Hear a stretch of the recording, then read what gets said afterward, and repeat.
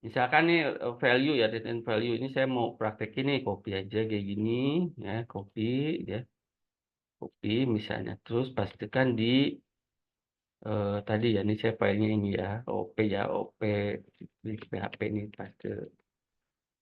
Terus ini kita jalanin gitu, jalanin aja. Oh ini bukan ya, salah ini bukan ini deh, ini. Nah ini aku jalanin gitu ya. Nah core 5 ya. Nah pembacaannya gimana gitu ya, pembacanya. Jadi pembacanya gini ya. Jadi ini ada properti prosesor. Di sini ada juga yang namanya metode get prosesor. Ini dipanggil ya. Nah kalau ini gini ya, bedanya sedikit ya. Kalau ini set, ya. Kalau ini di set nih. Kalau ini get, nah gitu. Jadi tampilkan. Ini bisa kita ganti misalkan core i7 misalnya. Ini value-nya ya, ini value-nya. Set nih sama dia. Set fungsi atau metode set nih metode ini. Terus jalanin lah gitu, jalanin aja. Jadi 7 kayak gitu ya. Nah kalau PHP murni ya kayak gini ya, ini tiga coba putih aja, kurang responsif lah. Ini penjelasannya juga ada ya. Return terus di sini. Nah ini season 4. Nah season 4 kita sampai season 4 dulu ya. Sudah direkam ya. Nah, ada yang di istilahnya penggunaan kontrak dan destructor. Nah, di mana kontrak itu adalah dalam OOP ya, di mana kontrak adalah metode khusus yang dijalankan secara otomatis, dibuat instan ya, yang ini dengan menggunakan new dijalankan. Kontrak biasanya digunakan untuk membuat proses awal persiapan objek, gitu ya. Persiapan objek, terus persiapan objek. Nah, kepada properti memanggil metode internal beberapa proses yang digunakan untuk mempersiapkan objek. Ini contohnya ya, construct ya. Nah, tadi ada nggak di sini? Di awal ya, kalau nggak salah tuh ada ya construct gitu ya. Ada kayak tadi ya. Ini itu salah satu contohnya ya dari construct ya. Jadi di awal kita pakai ya. Nah ini ada juga contohnya nih. Kita coba praktekin deh misalnya kayak gini ya. Coba copy aja. Copy terus dipastekan di codingan tadi ya. Sini ya jangan lupa ya. Ini di dalam ini harus di dalam apa? Di dalam codingan ini ya. PHP ya. Nah ini. Jalanin aja langsung. Tadi udah ya ini. Udah nih. Ada construct, deconstruct di atas. Terus juga apa ya? Ada juga contoh yang ini. Di kontrak ini berhasil ini.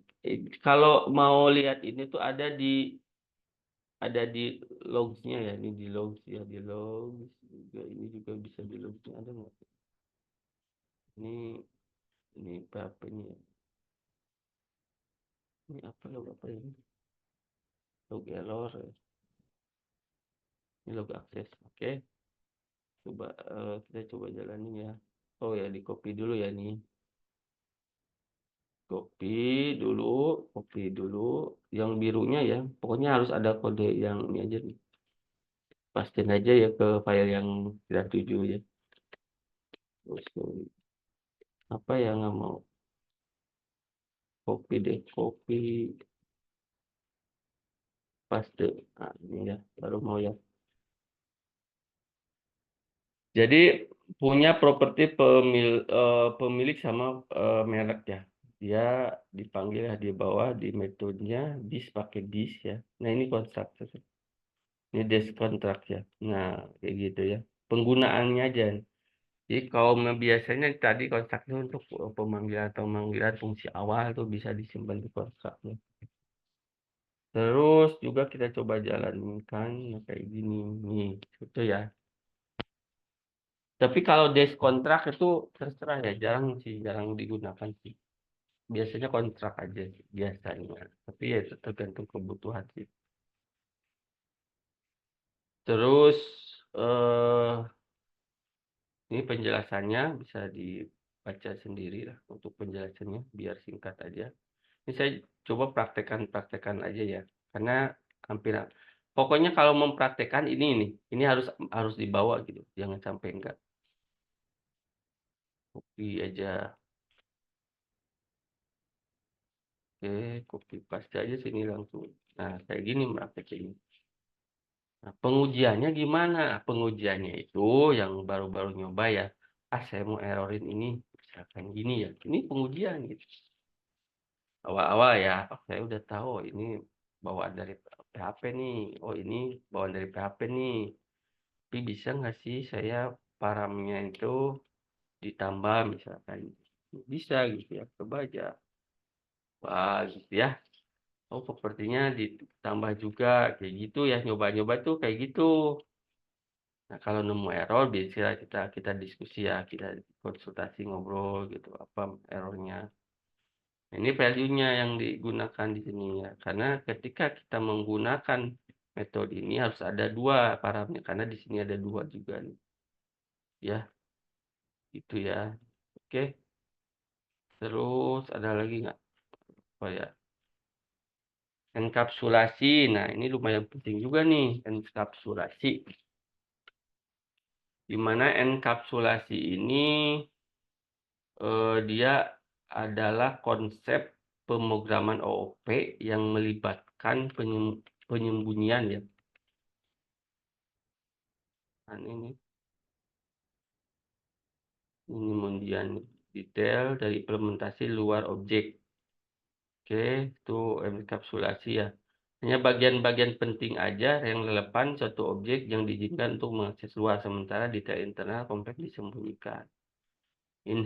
Enkapsulasi atau penyembunyian detail informasi di luar objek ya. Enkapsulasi.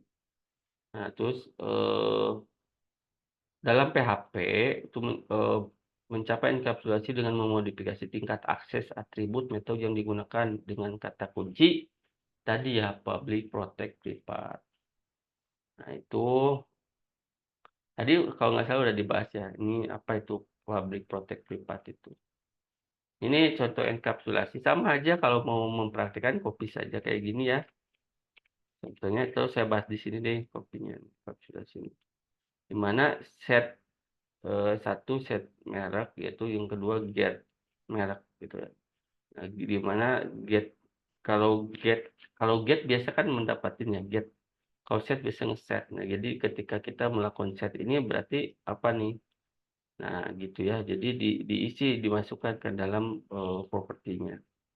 Cara menggunakannya seperti ini. Copy dulu. Ini copy dulu ya. Copy di paste di sini. Banyak ini.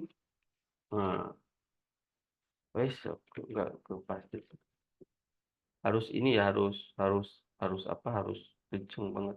Copy. Nah, baru dia mau simpan paste refresh ya. Ini refresh ya.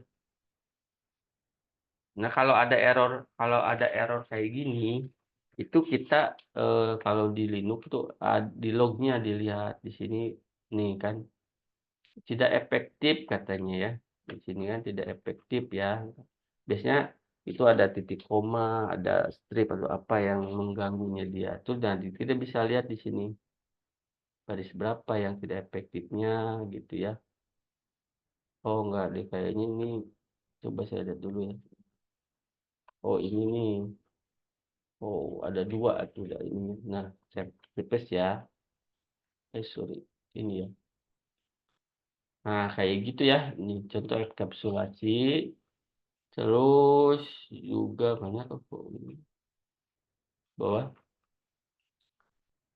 Nah, di sini juga ada enkapsulasi and access modifier, di mana enkapsulasi satu konsep tadi ya.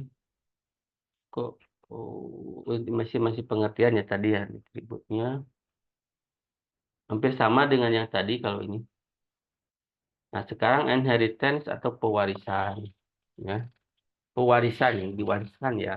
Pewariskan itu adalah konsep OP, iya, memungkinkan tadi ini ya penting. Memungkinkan sebuah objek kelas baru, subkelas ya, untuk mewarisi atribut metode dari kelas yang sudah ada atau superkelas gitu. Gitu. Ini contohnya ya, ini animal, terus dia punya sub function ya, atau metode voice gitu ya. Di sini juga ada, ini ada subnya ya. Ada ini di extend ini, ada extend nih. Jadi bahwa animal ini turunan apa dogs ini turunan dari animal. Gitu ya. Nah, kita coba praktekkan aja. Pokoknya kalau mempraktekkan kita tinggal copy aja ininya gitu ya. Terus penjelasannya ada. Nah, terus terus yang ini polimorfis nih. Saya coba dulu deh ini copy aja. Kalau mempraktekkan inheritance ya. Ini kalau inheritance tuh biasanya ada pakai extend ini ya, extendnya. Kita coba jalankan dulu di paste di modulnya. Ini ya. Tuh, jadi nggak ke ini terus ya. Ngopinya suka gagal terus ini. Ngopinya suka telat. Ini ya, copy dulu.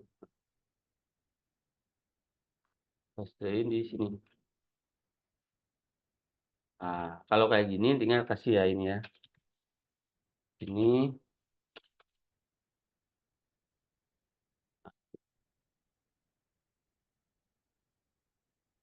terus jalanin aja. Oke. Jadi kayak gitu ya jalannya. Terus juga ini inheritance atau pewarisan ya. Mata. Tadi udah ya. Nah, ini polimorfis sekarang. Di mana polimorfis itu apa? Polimorfis itu adalah konsep OOP yang mengacu pada kemampuan objek untuk merespon panggilan metode yang sama dengan cara berbeda. Itu polimorfis ya. Contohnya ini. Nah, ini ya. OP. Jadi tinggal bandingkan ya nanti antara polimorfis terus juga enkapsulasi, bandingkan aja codingannya. Meningkat. Oke. Oh sorry, ini ada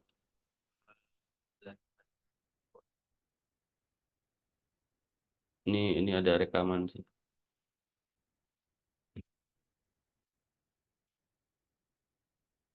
Terus saya record lagi deh.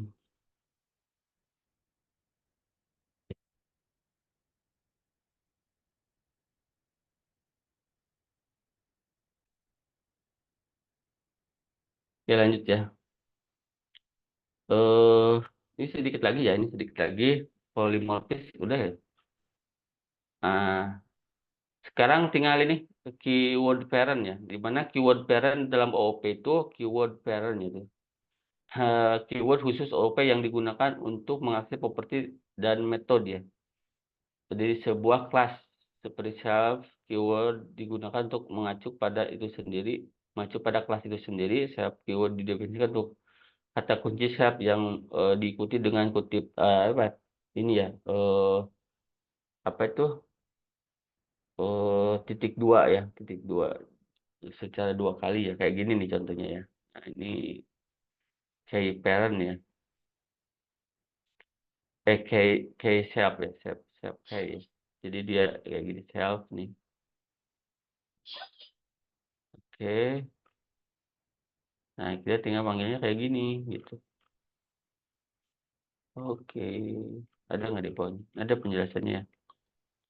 Abstrak. Nah, coba dulu deh yang ini nih. Ini coba. Kalau tidak salah sih file-file udah ada, cuman biar cepet aja nyari-nyari nggak karena banyak. Ini bisa nggak copy? Copy dulu ya, copy dulu. Copy harus beberapa kali kalau ini. Tahu ada nggak? Coba saya lihat dulu deh. K self ya.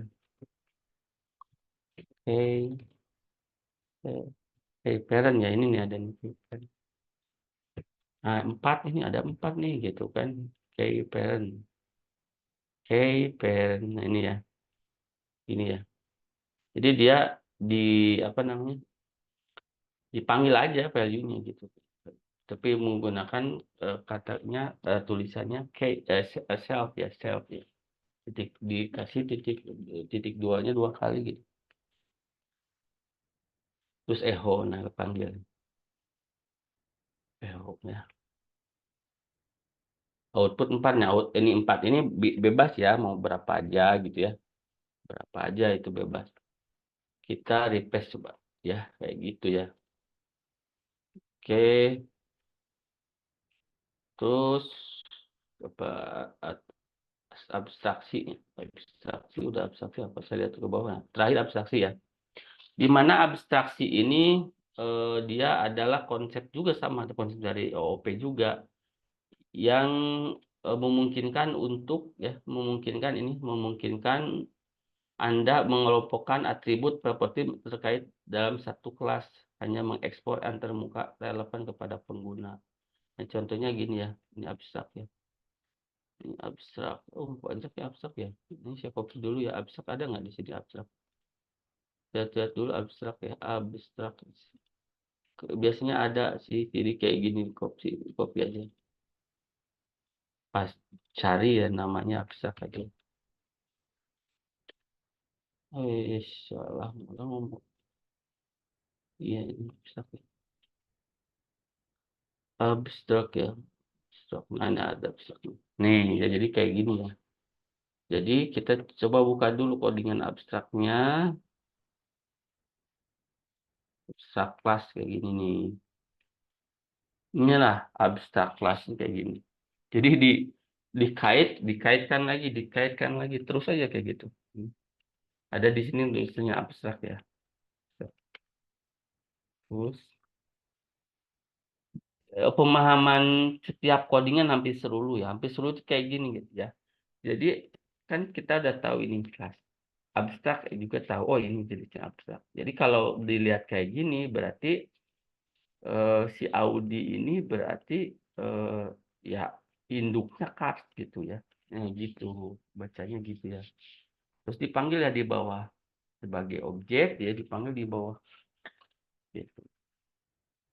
Nah, itu mungkin ya ada pertanyaan, kalau ada yang mau diulang atau pertanyaan boleh ya, boleh silakan aja ya. Ini terakhir di sampai season 4 dulu ya. Nanti season 5 besok kita penjelasan overloading. Nanti habis ini saya share ini ya modulnya ya, mungkin bisa dicoba-coba juga ya. Modul sama yang latihan-latihan saya share ya. Oke, ada pertanyaan tidak? Teman-teman semua, stop record dulu.